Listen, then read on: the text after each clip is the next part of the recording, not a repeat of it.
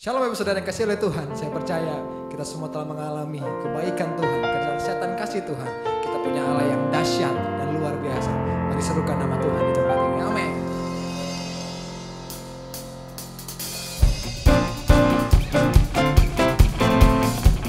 Kau Tuhan yang hebat ya Tuhan.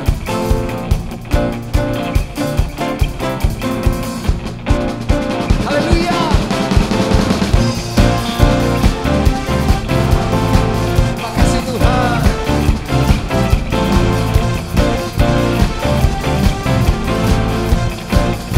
Kau yang hidup di dalam kami.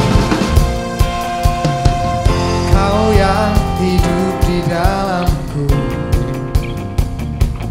Menjadi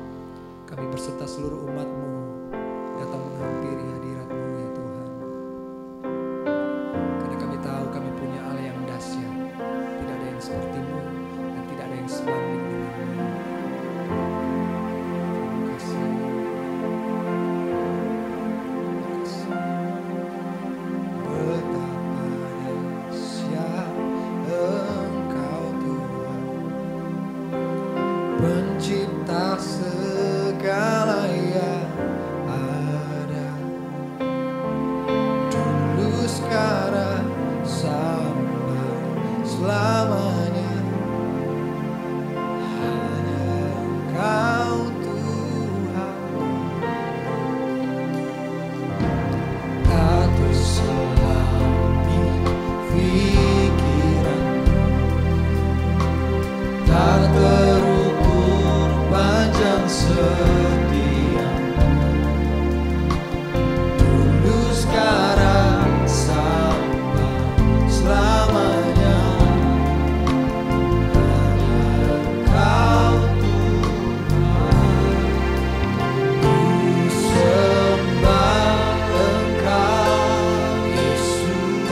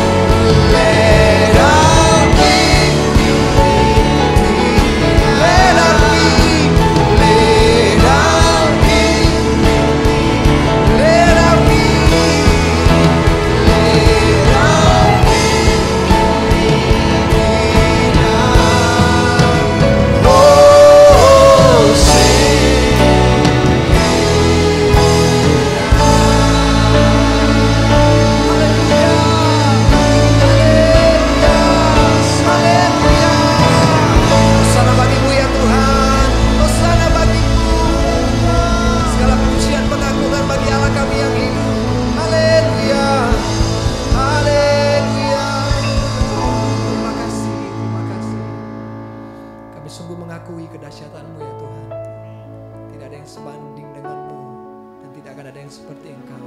Engkau Tuhan, Engkau Raja di atas segala raja. Terima kasih ya Tuhan, kami telah memuliakan nama-Mu, kami telah meninggikan nama-Mu, sebab Engkau layak menerima semuanya. Dan sebab taat dengan firman-Mu ya Tuhan, boleh mengisi kehidupan kami. Firman-Mu yang akan kami terangkan ya Tuhan, kami bisa mendengarkan ya Tuhan, dan tumbuh. Kita terus sekarang sesuai dengan kebenaran-Mu. Bisa mendengarkan firman Tuhan. Nama Yesus, bersyukur. Haleluya. Amin. Puji Tuhan. Kita telah memuji Tuhan dan saatnya kita akan mendengarkan firman Tuhan. Selamat mendengarkan kebenaran firman Tuhan. Shalom jemaat BCP Jodoh Batam, selamat hari Minggu. Senang sekali berjumpa dengan Bapak Ibu Saudara sekalian di online service hari ini. Saya percaya keadaan Bapak Ibu Saudara semua dalam keadaan baik-baik saja. Tapi kalaupun ada di antara Bapak Ibu Saudara yang keadaannya sedang tidak baik, percayalah bahwa Tuhan itu baik, bahwasanya untuk selama-lamanya kasih setianya. Oleh karena itu tetap stay di online service kita, karena saya percaya hadirat Tuhan akan memulihkan. Hadirat Tuhan memberikan kita kekuatan yang baru. Dan firman Tuhan yang sebentar lagi kita akan pelajari sama-sama akan memberikan kita kebebasan, kemerdekaan. Dan saya juga tidak lupa mengucapkan terima kasih untuk Bapak Gembala, Pak Cinven, dan juga semua teman-teman pelayan Tuhan di BCP Jodoh Batam untuk memberikan ke saya kesempatan untuk bisa menyampaikan kebenaran firman Tuhan pada hari ini. Nah, Bapak Ibu sudah kasih dalam Tuhan, mungkin kita sering mendengar dalam beberapa bulan terakhir ini perkataan atau ucapan new normal, tulisan-tulisan new normal ya. Memang di masa pandemi, bahkan pasca pandemi, kita akan mengalami banyak hal-hal yang baru ya. Tetapi hal-hal yang baru itu akan menjadi normal dalam kehidupan kita. So, baiklah, saya nggak akan panjang lebar untuk bicara tentang new normal dalam versi dunia. Lagi pula sudah cukup banyaklah orang yang gelisah, orang yang takut, orang yang hatinya susah ya mendengar kata perubahan-perubahan ya.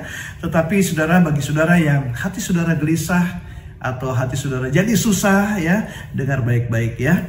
Saat hati kamu resah, tetangga bikin pesta meriah. Masalah hidup jangan dibikin susah. Kepada Tuhanlah kita harus berserah. Puji Tuhan.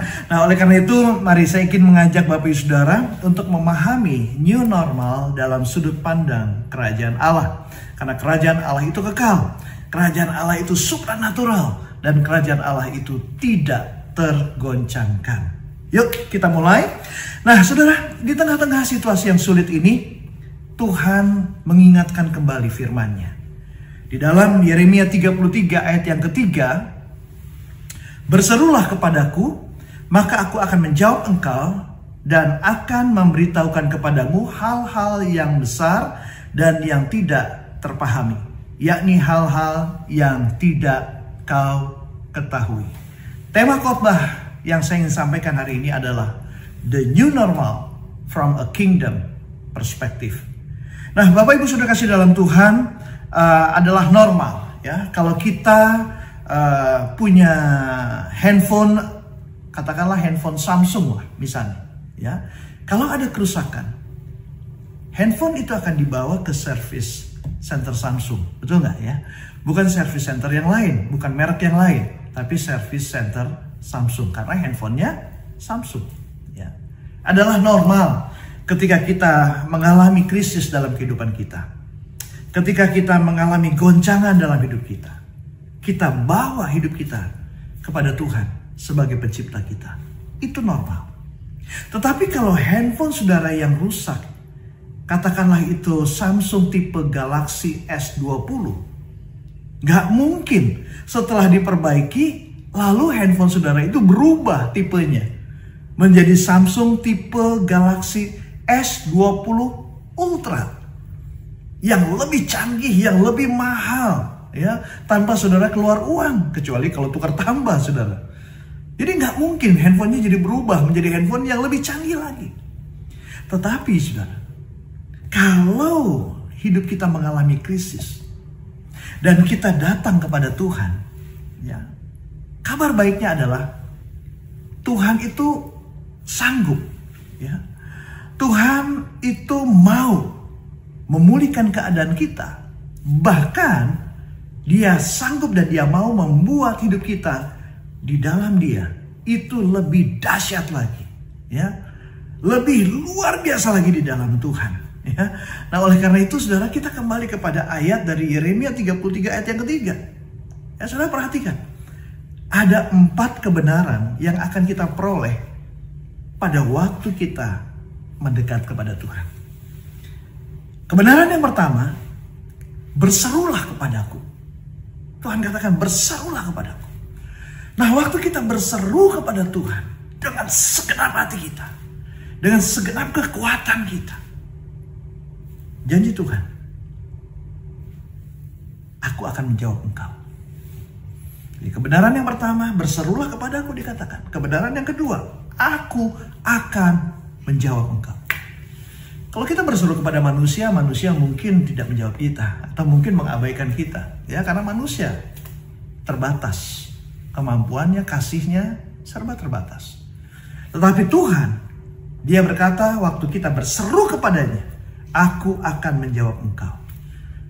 Kebenaran yang ketiga dari Yeremia 33 ayat yang ketiga dikatakan, aku akan memberitahukan kepadamu hal-hal yang besar.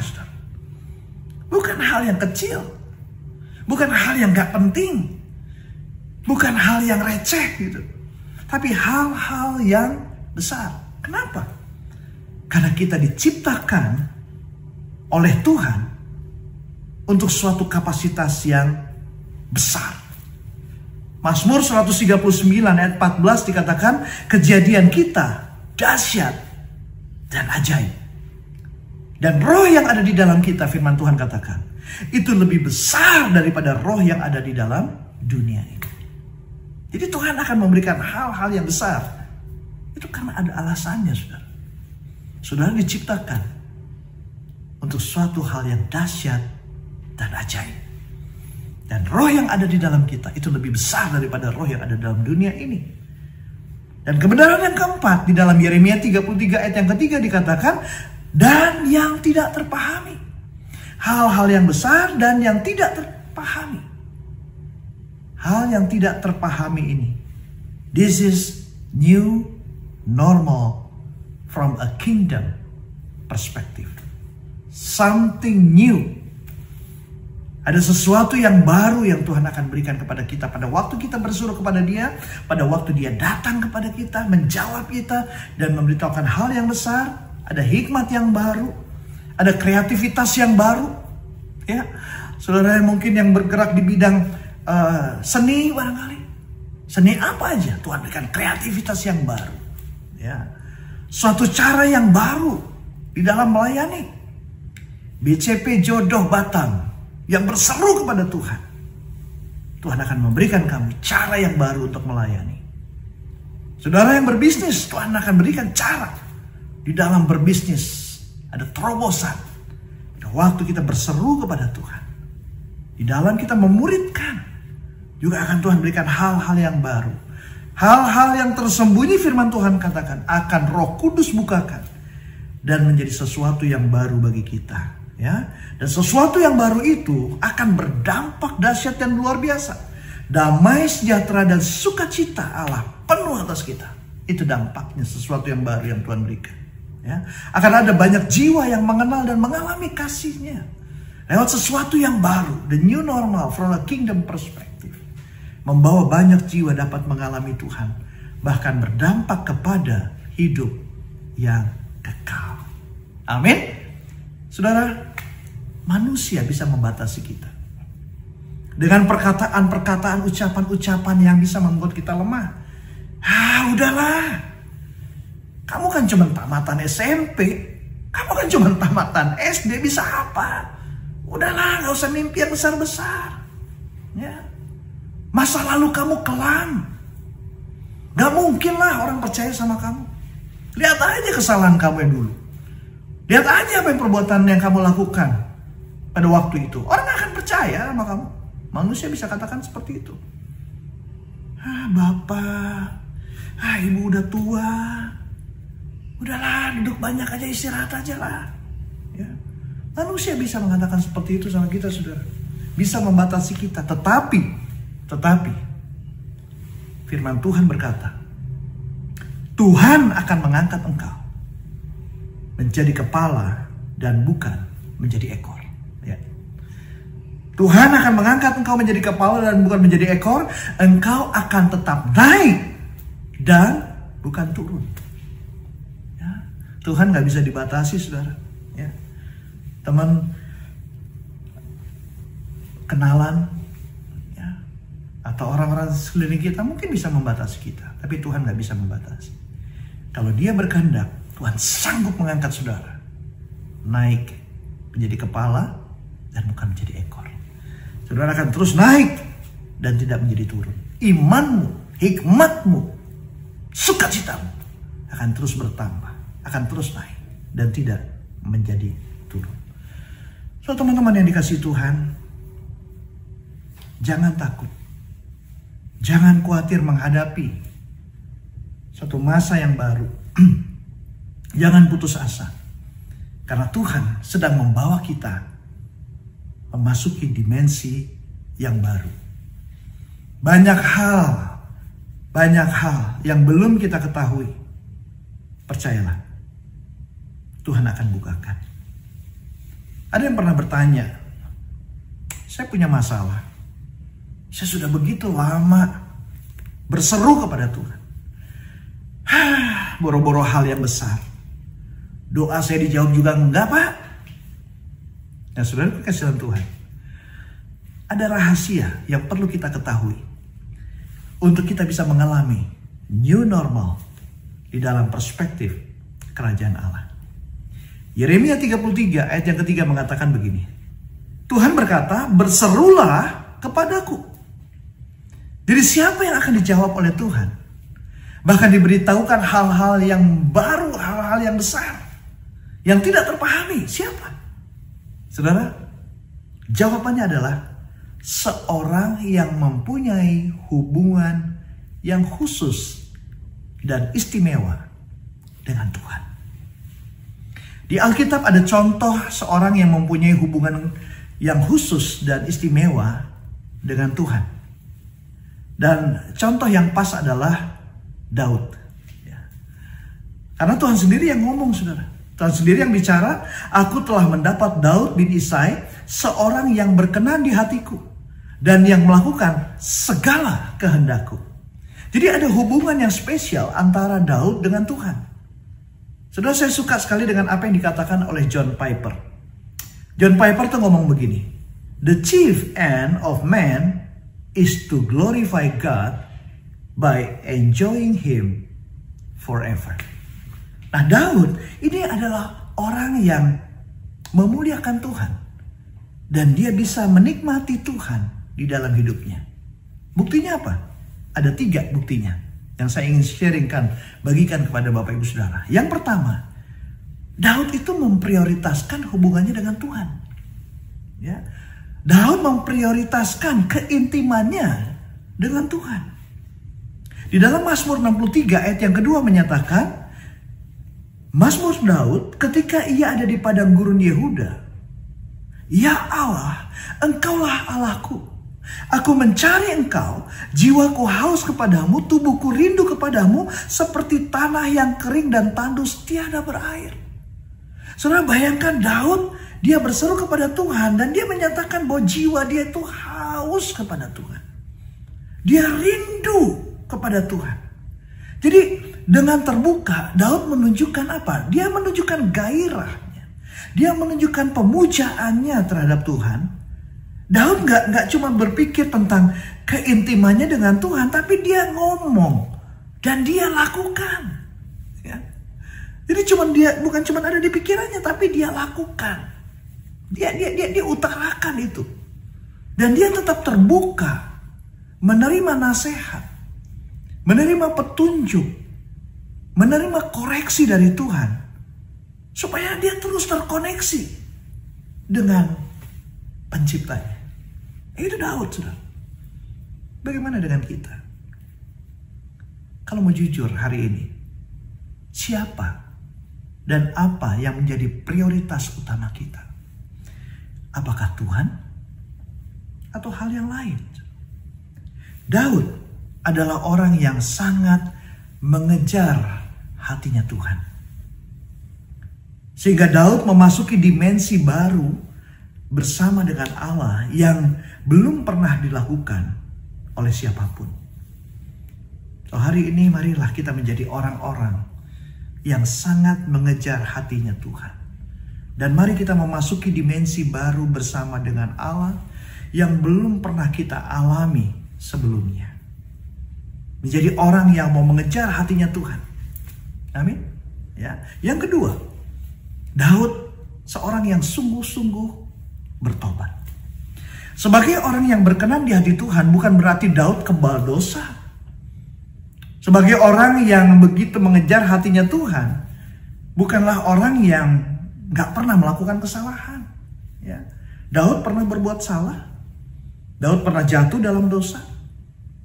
Tapi Tuhan tahu bahwa dia bisa mengandalkan Daud untuk melayani dia. Untuk melayani Tuhan. Sebab ada perbedaan, saudara. Ada perbedaan antara orang yang memang condong terhadap dosa, yang memang demen, orang Betawi bilang, ya, demen sama dosa, tertuju kepada dosa, dan bertekad tidak mentaati Allah. Ada perbedaan dengan orang yang hatinya sebetulnya tertuju pada Allah, setia kepada Tuhan, bertekad hidup kudus, tetapi masih dalam ketidaksempurnaannya sebagai manusia. Ada perbedaan. Mazmur 51 ayat 3-6. Lihat di sini. Daud berkata, "Kasihanilah aku ya Allah menurut kasih setiamu. Hapuskanlah pelanggaranku menurut rahmat-Mu yang besar. Bersihkanlah aku seluruhnya dari kesalahanku dan tahirkanlah aku dari dosaku. Sebab aku sendiri sadar akan pelanggaranku, aku senantiasa bergumul dengan dosaku. Terhadap engkau sajalah aku telah berdosa dan melakukan apa yang kau anggap jahat, supaya ternyata engkau adil dalam putusanmu, bersih dalam penghukumanmu." Ya. Ini adalah contoh. Daud, dia pernah melakukan pelanggaran di mata Tuhan. Dia pernah jatuh ke dalam dosa. Tapi pada waktu dia sadar akan perbuatannya, bahwa dia telah mengecewakan Tuhan, bahwa dia melukai perasaan Tuhan, bahwa hubungan dia dengan Tuhan terganggu karena kesalahan, karena dosa yang dia lakukan. Daud nggak cuek, Daud nggak diam dan masa bodoh, tapi Daud berseru kepada Tuhan. Dia memohon belas kasihan, pengampunan, pengudusan, dan pembebasan dari Tuhan. Saudara, ketika diperhadapkan kepada dosanya, Daud kan jadi raja pada waktu itu. Dia bisa aja menyalahkan orang lain. Dia bisa aja membenarkan diri sendiri dan lain sebagainya. Tapi dia nggak lakukan itu. Ketakutan terbesar dari Daud bukanlah kehilangan istananya. Ada berapa banyak orang yang mempunyai jabatan tinggi tapi dia takut mengakui kesalahannya, takut jabatannya diganti orang, dicabut, dicopot dan sebagainya. Daud enggak. Ketakutannya bukan kehilangan istananya, dia juga enggak takut kehilangan jabatannya dan lain sebagainya. Alkitab menyatakan ketakutannya Daud adalah kehilangan hadirat Tuhan, hadirat Raja kemuliaan. Dia sangat takut kehilangan keintimannya dengan Tuhan. Itu yang dia takutkan. Makanya Daud berkata di dalam Mazmur 51 ayat 13-14, "Janganlah membuang aku dari hadapan-Mu, dan janganlah mengambil roh-Mu yang kudus daripadaku. Bangkitkanlah kembali padaku kegirangan karena selamat yang daripadamu, dan lengkapilah aku dengan roh yang kekal, dengan roh yang rela." Inilah Daud. Saudara, pertobatan sejati adalah menyesali dosa-dosa kita dengan suatu dasar bahwa kasih kita kepada Tuhan itu lebih besar daripada hasrat untuk berbuat dosa apapun. Dan dengan pertolongan Tuhan, bertekad untuk tidak berbuat dosa lagi. Bapak Ibu Saudara kasih dalam Tuhan, pertobatan sejati juga disertai janji dan bukti, serta mengajar orang lain menghindari dosa dan konsekuensi-konsekuensinya, seperti yang Daud lakukan.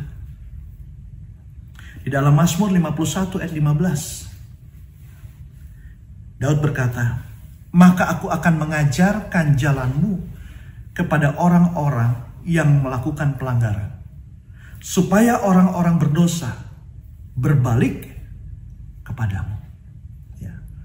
Di sini kita bisa melihat ada janji dari Daud kepada Tuhan. Tetapi bukan hanya sekedar janji saja, disertai bukti. Mengajar agar orang berdosa berbalik kepada Tuhan. Saat ini, kalau ada di antara kita yang masih menyimpan dosa, atau Roh Kudus ingatkan bahwa masih ada dosa yang belum diakui, ayo cepat bertobat. Hidup dan mati di tangan Tuhan.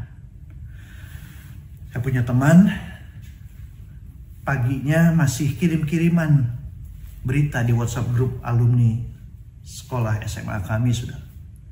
Sorenya meninggal dunia secara tiba-tiba. Bapak Ibu Saudara kasih dalam Tuhan, ingat ini. Upah dosa adalah maut. Kalau ada dosa, ayo cepat-cepat kita bertobat. Yang ketiga, hasilkan buah pertobatan.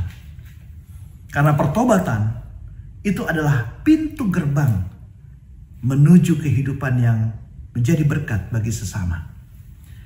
Yesus berkata di dalam Matius 3 ayat yang ke-8, "Jadi hasilkanlah buah yang sesuai dengan pertobatan." Nah, inilah yang dilakukan oleh Daud.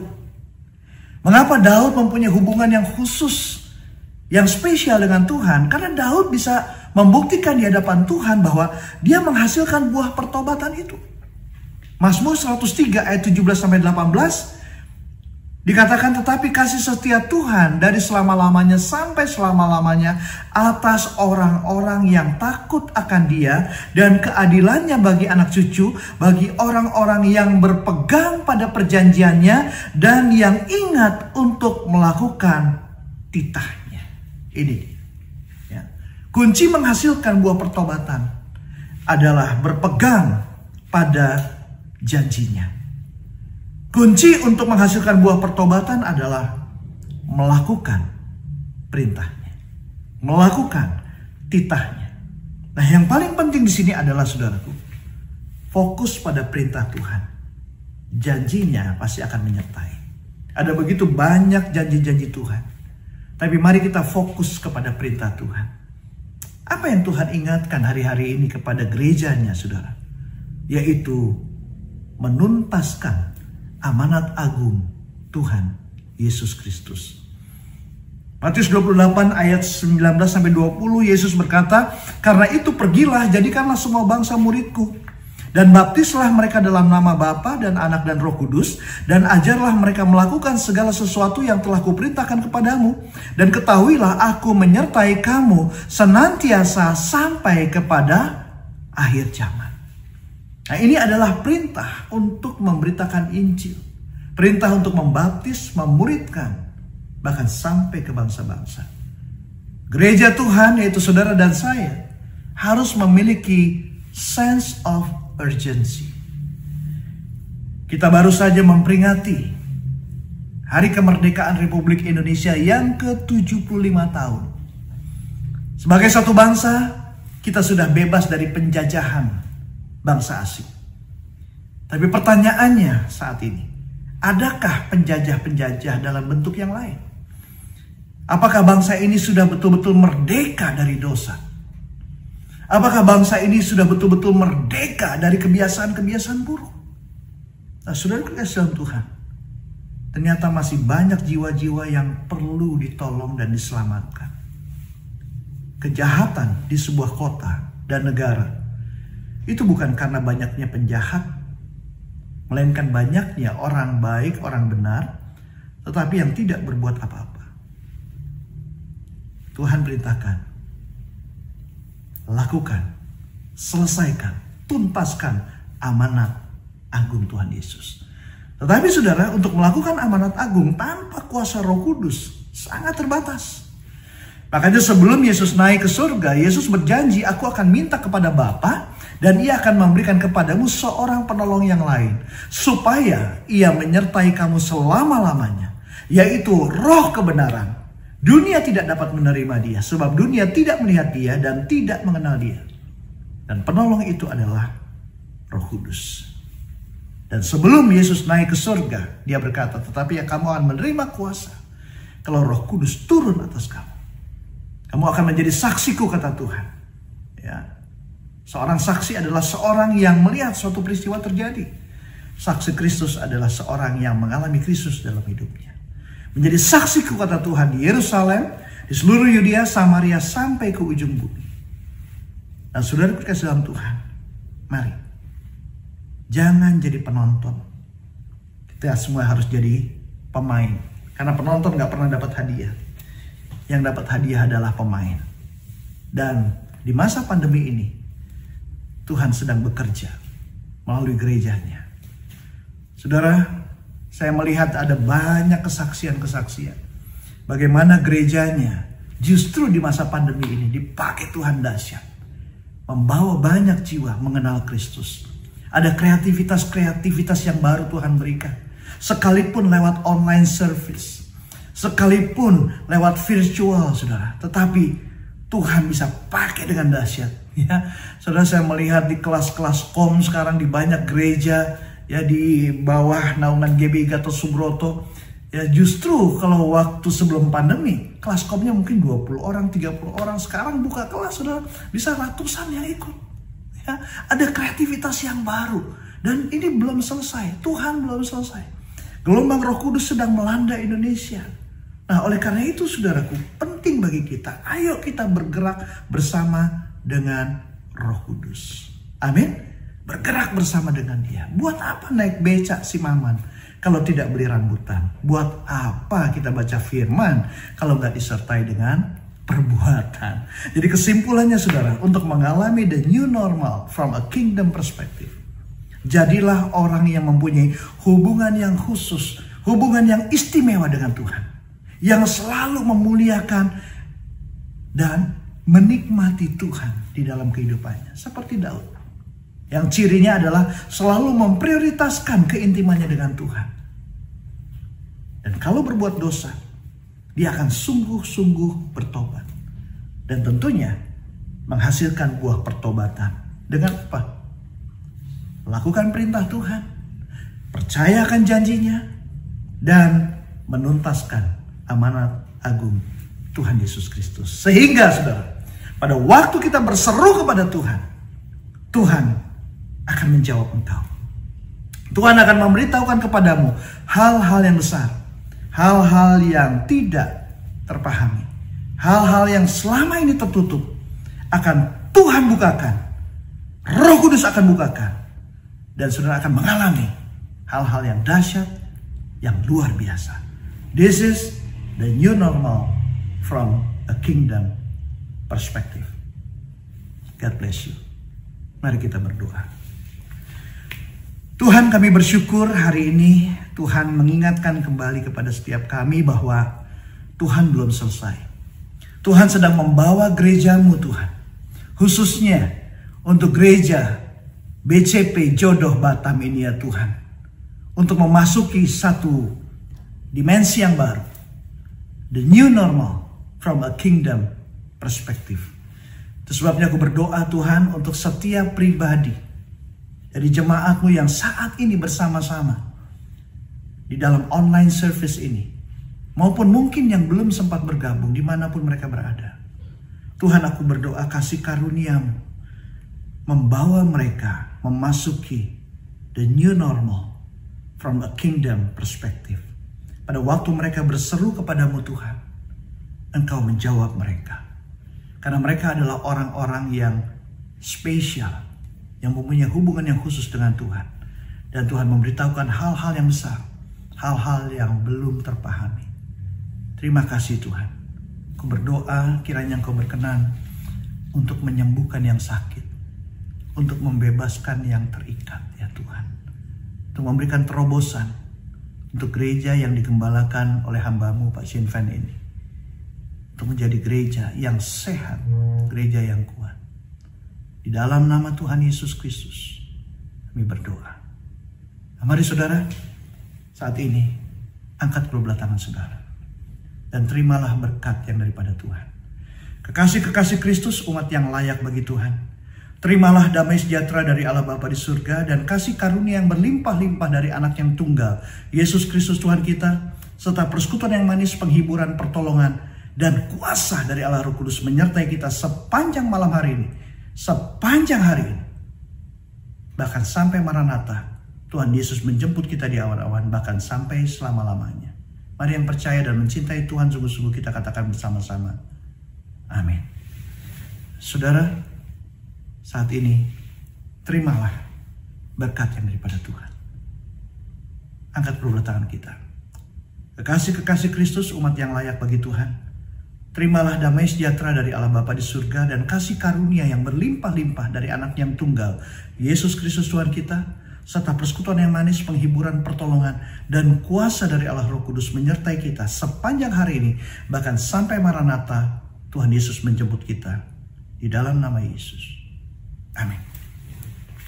Shalom, selamat pagi Bapak Ibu Saudara semuanya. Terima kasih kami dari GBI Top Stars Jodoh Batam mengucapkan banyak terima kasih bagi Bapak Ibu Saudara yang sudah menonton siaran ini, dan biarlah siaran ini menjadi berkat bagi kita semuanya.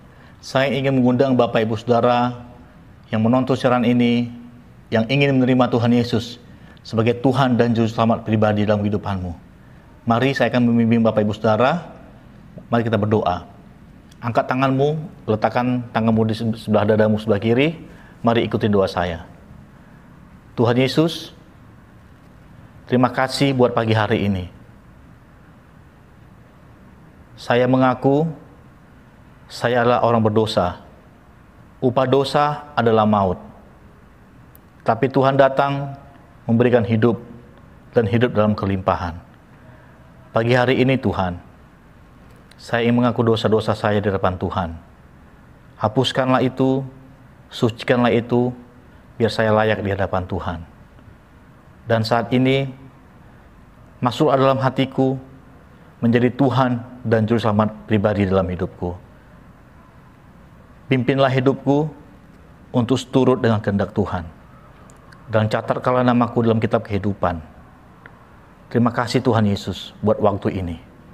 Terpuji namamu di dalam nama Tuhan Yesus. Haleluya. Amin.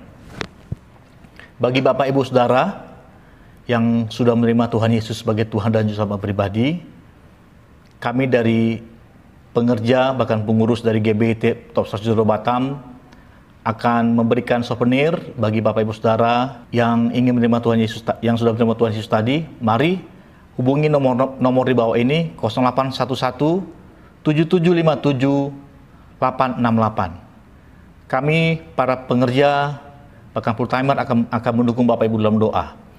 Dan bagi Bapak Ibu Saudara yang baru pertama kali menonton siaran ini, mari menghubungi nomor 0811 7757 868. Akan ada para pengerja yang ingin mendoakan bagi Bapak Ibu Saudara, yang ingin membantu dalam dukungan doa, bisa menghubungi nomor tersebut. Dan terima kasih buat waktu yang sudah diberikan menonton siaran ini. Sampai jumpa minggu depan. Tuhan Yesus memberkati. Shalom. Kau Tuhan yang hebat ya Tuhan.